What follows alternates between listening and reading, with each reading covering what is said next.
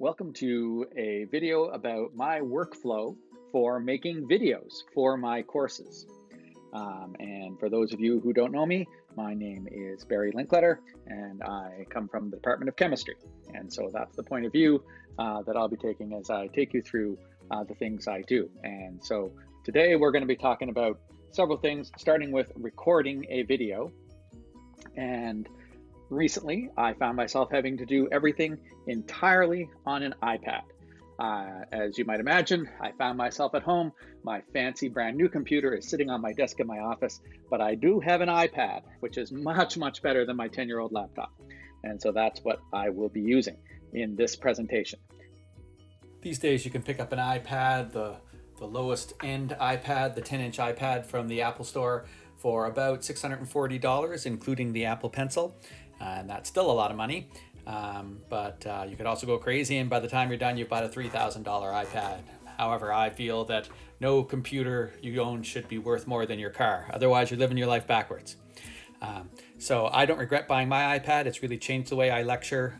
In class, I've used it to basically be my whiteboard while I talk to my class, and I can record my lecture as I give my lecture and put it up on Moodle right after the class. So it's been very useful for me.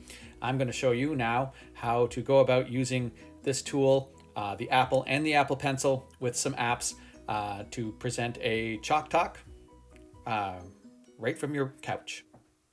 I use an app called Vittel, which is available at the Apple App Store.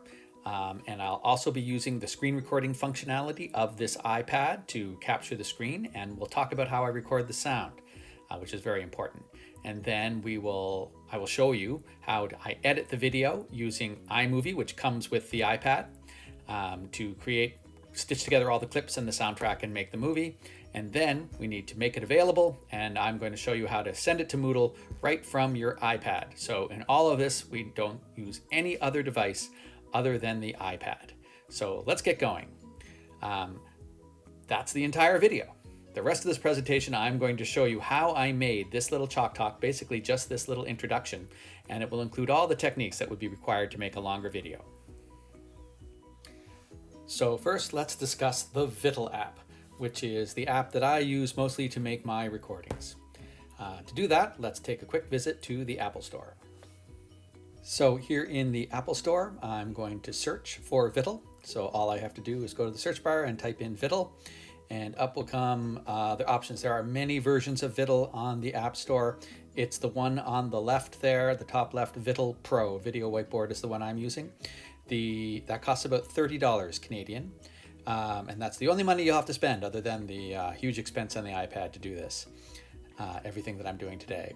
The Vittel Smart Whiteboard Video on the right there for $7 does everything that I'm doing today, but it can't import PDFs, and that's something I do a lot. I have my video on PDFs and I import it.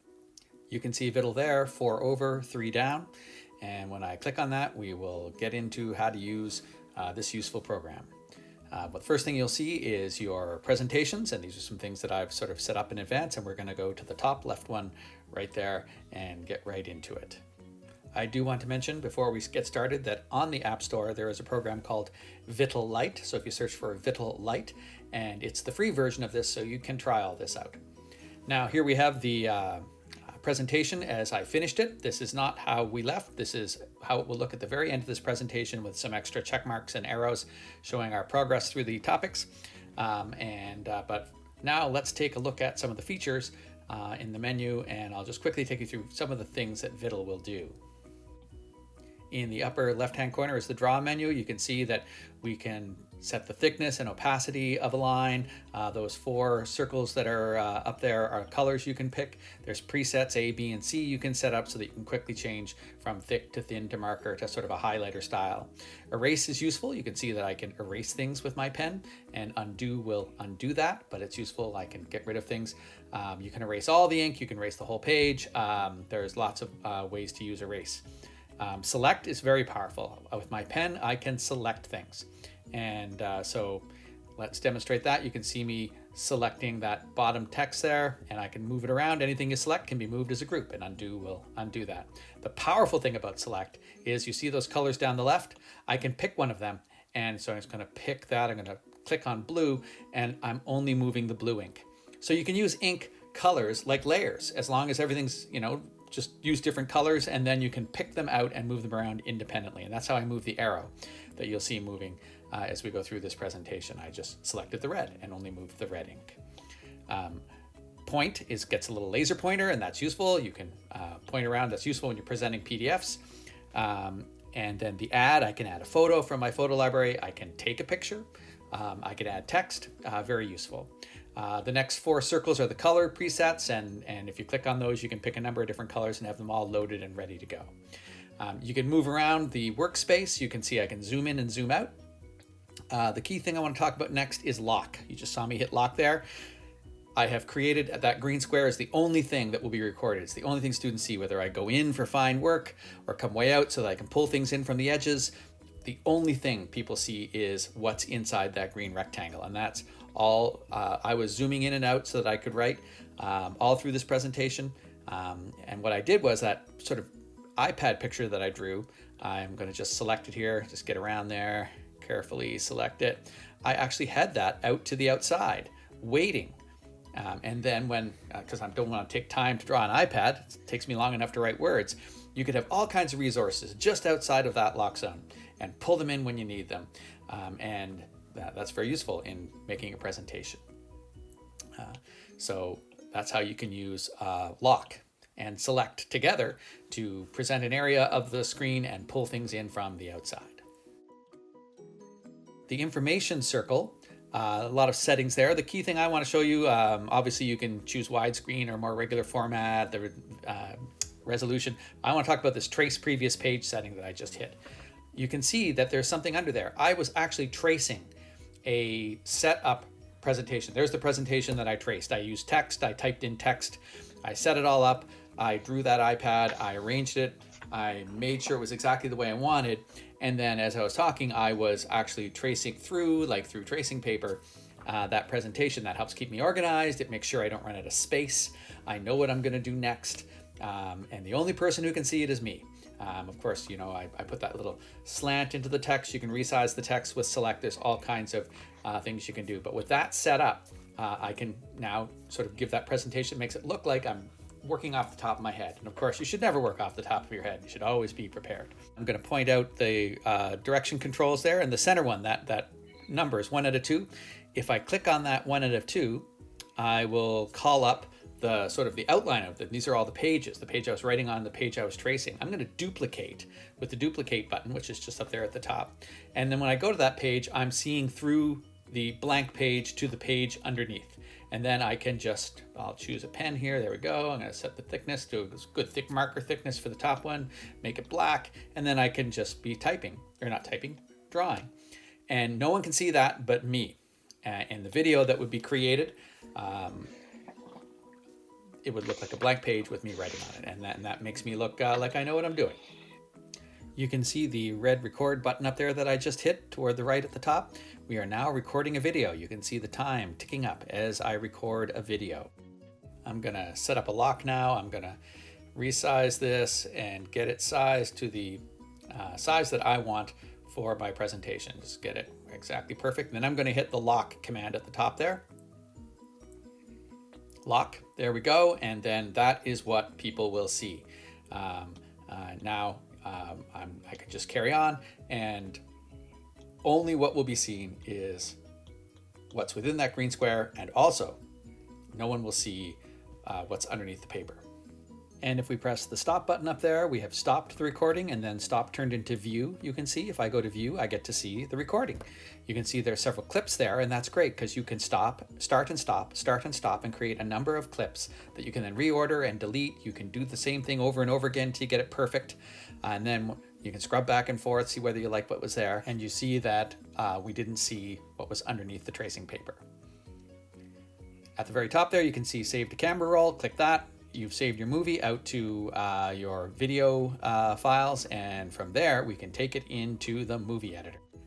So we finished introducing the Vittel app, and there's lots more there, and the Vittel company has produced far better videos on how to use Vittel than I ever could, so you can go to their website. We're going to move on now to using the screen recording function, which is really how we went through that whole section where I showed you the Vittel app. The screen recording function of an iPad is pretty simple. You can see the upper right-hand corner. All I have to do is take my finger and stroke down the screen to pull up this command panel, I guess. And you can see that blinking red dot. That's the screen recording button. If I press that, we will begin a screen recording. It's on now. I can't press it. It would stop. But if you press and hold that, you'll get a bunch of options, turn the microphone on or off, that kind of thing.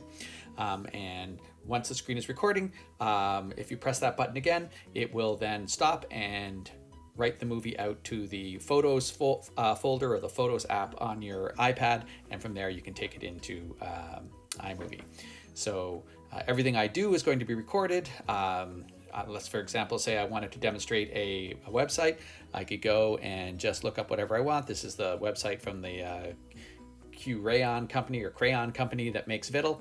I could be presenting the Moodle site for my course and telling people the latest stuff I've thrown up there. There's all kinds of useful things that I can put up there with this screen recorder. Everything I do on the screen will be recorded. I could record PowerPoint presentations as I give them. If it's showing up on my screen, that's what's being recorded. So that's using the screen recording function. A quick note on sound. I am using just a set of Bluetooth headphones, and that's where my sound is coming from. If you don't have those, the sound that the iPad records is perfectly acceptable. You'll hear sounds as you click on it and touch it and stuff, but I think that's fine. Other things I've done is I have used my iPhone or any phone. I've just set that off to the side on a towel so that it doesn't feel the vibration of the table, and had it record all the sound while I'm presenting a video, and then united that soundtrack with the video in iMovie. And that's a great way to do it. When I've lectured in class, I've had the phone in my pocket so that when I step away from the iPad, it's the phone that's recording me, and the quality of the sound does not change, even if I'm on the other side of the room waving my arms trying to keep people awake. You don't need a fancy microphone. If you've got a phone, or if you have a set of headphones with a microphone, you're good. That's my notes on sound. Let's move on to creating the video. I'm going to take that short little video we made a few moments ago where I was showing you the tracing technique, where I pressed record and then press stop.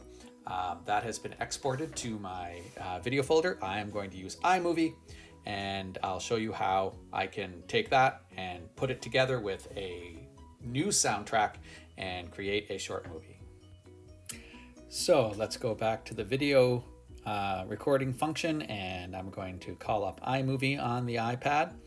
And once that's up, you can see this is the video that I'm working on right now. This is the video you're watching. I'm going to get out of that, however, because I want to create a new project. So I'm just going to close all that up and go back out to projects. Now you see that plus, that's a new project. I'm going to press that plus square and add a new project. It's going to be a movie, not a trailer. And then I'm going to get into my library, and I can see on the top right hand corner there is the video that I want. I'm going to pick that one, and there it is. That's my video workflow, and I can scrub back and forth across that. I can expand the timeline so that I can scrub more precisely. I'm just going to find the part where I actually hit the lock and started the video. Not too far, go back a little past there. There, that's about where I want it to be, right? So I'm gonna pick that. Come on, find that part. There we go. And now I'm going to go to actions. I'm going to split the clip here, and then I can select the other clip and just trash it. There's lots of functions to iMovie. I'll not get into it here. You'll learn them as you need them. What I want to do next is add a recording. So I like to sort of make the videos and then add voice later. I can certainly record voice as I'm doing it. If it's great, fine. If not, I generally like to do it later because I can clip out a lot of stuff, speed the whole thing up, and then not have to worry. So here I've hit the microphone on the left middle of the screen there and called up the recording. I've pressed record, and at a countdown to 3, it begins recording. You can hear those beeps. You can hear me talking in the background there as I record. I have demonstrated how to put a soundtrack into iMovie. When it's done, I'll hit stop, and then I hit accept, and the video has a soundtrack now. In this video, I'm going to complete writing the words, "My video workflow." And once that's done, I have demonstrated how to put a soundtrack into iMovie. there you go. I've added a soundtrack. It's that simple. And I could do some editing. I can change the volume. I like to set the volume. Given my headphones, I like to take the volume down to about 66%. I find that makes things more pleasant. And yeah, that's it. Now all I have to do is I'm going to just change the title. I'm going to call it something like demo movie or something. There we go. And I will go back and I'm going to export the video. If I click export video, I get a lot of options there. None of them are useful. It wasn't export video I want. It was save video or saved files. Both will work. So I'm going to go back there. I'm going to say save video. Click that save video button. And that's just going to save it, write it out to my photos. And I'll choose the highest resolution and off it goes. We're exporting the movie. My iPad is like 1,000,000 times faster than my laptop. It's amazing. This tiny thing is just so much faster than my old laptop. So that was a very brief primer into iMovie. There's a lot there, but the basics of it, you load your video in, you load your soundtrack in, you time them up, and you export. Now let's talk about Moodle. Let's call up again with the screen recording. I'm going to call up the web browser on the iPad. I'm going to go into my Moodle site for my biochemistry course, and this is the final exam. This is where I'm going to put this video just for demonstration purposes. Well, first thing I have to do is turn on editing. So I'm going to go up to that little widget at the top and push it with my finger and turn editing on. There we go. Now editing is on. I can go back and I can find the bottom of the section there, add activity or resource. And I want to add, I have found file works best, but there may be other things, other ways to put up this video, but I'm going to use file. So I have chosen the file function there. I'm going to give it a name. So I'm adding a file. I'm going to call it test video. There we go. Then I'm going to go down to the familiar little square where you can put in a file. I'm just going to click on that arrow, and that, just like on your home computer, that would bring up this browser. If you click choose file on the iPad, the photo library is available. I will then go in there and grab that video that I just put up there. Just pick that off, and then I'll say done, and then it says use. So I'm going to use that video, and it's going to sort of squirt it up there. And there we go. There's the file. So I'll just save that now, save that new element I've added to my page. Just save and return to course. That's all I really need to do there. And there it is. Let's go check it out. I'm going to find it. There it is. Test video. Click on it. And there it is. I'm going to click on that little play button, and there's my video. In this video, I am going to complete writing the words, my video workflow. And once that's done, I have demonstrated how to put a soundtrack into iMovie. So you can make a video available on Moodle, a video that you made with Vittel. So we have just finished talking about making it available. That's all there is to it. You can load up the Vittel app. You can jot down your notes as you're talking. You can have pictures you've pre-drawn. You can have added in pictures. You can have all kinds of stuff off to the edge outside of your little locked window, and you can drag it in if you need to, and then you can write all over it. You can import PDFs into Vittel and write all over them. I do that quite a bit as well. But I find the Chalk Talk most rewarding. It's most like what I do on a chalkboard. It keeps my speed under control. I think it's more accessible to students. And I found this particular app to be pretty useful.